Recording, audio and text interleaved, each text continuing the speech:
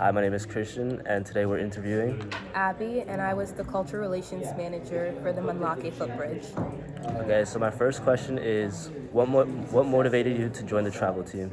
I was deeply motivated by the mission of EIA, which is to essentially, through cross-cultural exchange, to just provide a service and in a way that does not put our privileges to the forefront. It's a joint effort between the community members and students, and we are able to learn as much as from them as they learn from us, and we learn a lot about their culture. And I think that just being able to be a part of a team and an engineering team that's doing such collaborative work and has yearly projects. I think it was just a great fit for me, especially being that we go to Africa and that's a part of my identity, and I just wanted to be a part of sustainable projects that are moving and driving development. Okay, what specific roles or responsibilities did you have in the construction of the footbridge? So I was the cultural relations manager. So I was really responsible for making sure that the traveling team, which is about 11 students and more than 35 community members, were interacting in ways that were beneficial to just helping each other learn more about each other's cultures. So what I was doing is during the mornings, I would encourage everyone to talk and like mingle with the culture with the Siswati community members, and that was really helpful in that it helped us like work together more efficiently.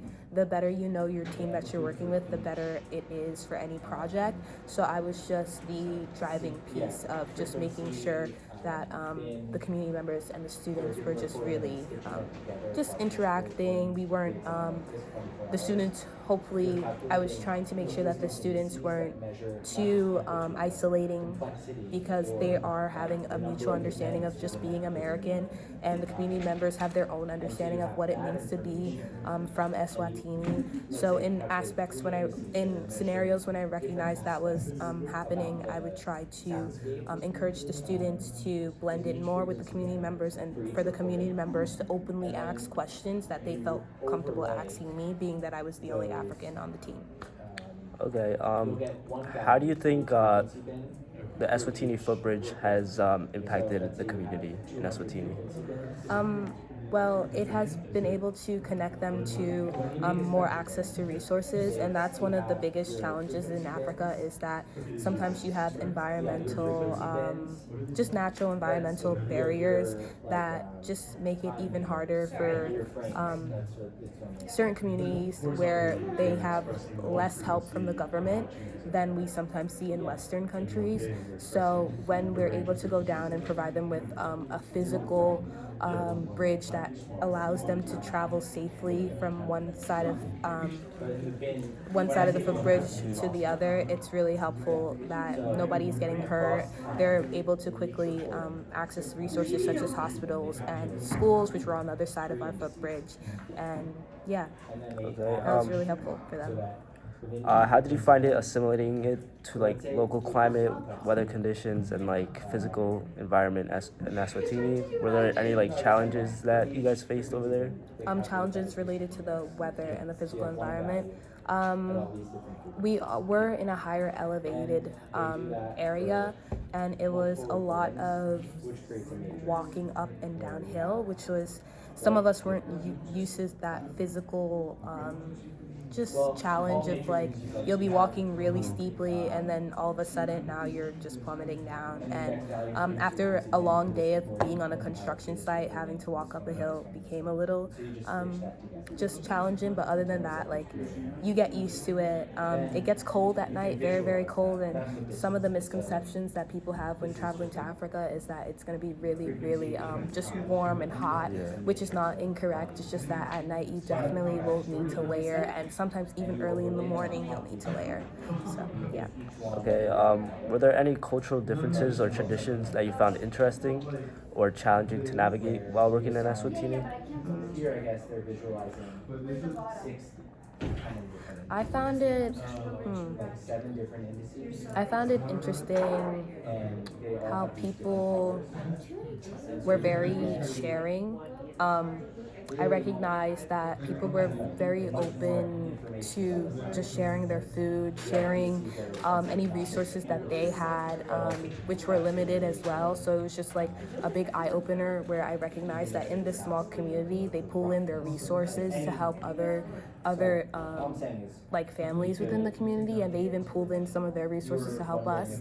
Like at times we would complain that it was too cold at night, like I previously said, and the community members essentially, through the help of the community organizer Bobby Sigati, he essentially got all the community members together, and like they were able to scout out some extra blankets and layers for us, and that was just the travel team. So I recognize also like when we were cooking, a lot of the community members were into the agriculture sector. They're like smallholder farmers and just like producing for their land. And every time on site, the Bolmages would be cooking for 35 community members, but it'll be the community members like donating certain foods to the whole like bridge community. So that was really interesting as well. Like even though we were in a place where we saw it as so many limited resources, they were able to just openly share and help us out. And yeah.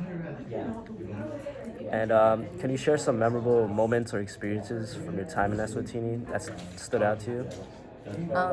An experience and memorable moments. I think the most memorable moments that I think I will carry on with me even until like I might not remember each specific moment.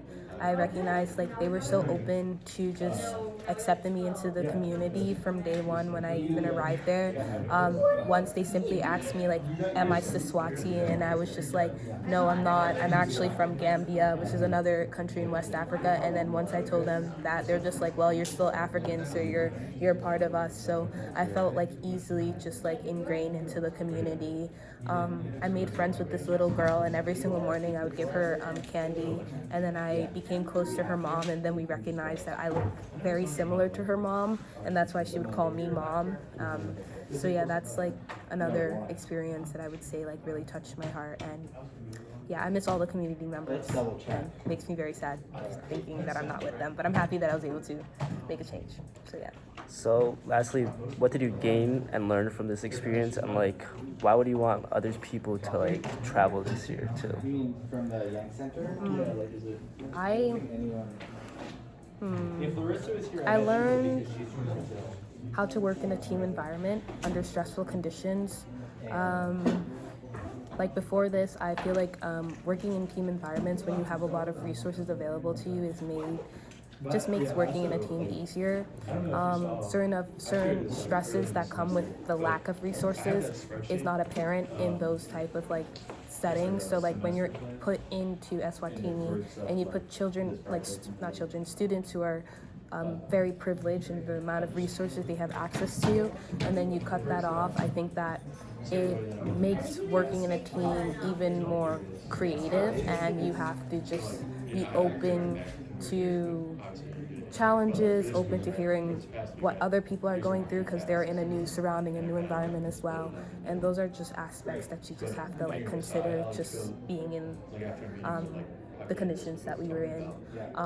And what did I take away from this experience? I took away that it doesn't, I don't know how to say this in the best way.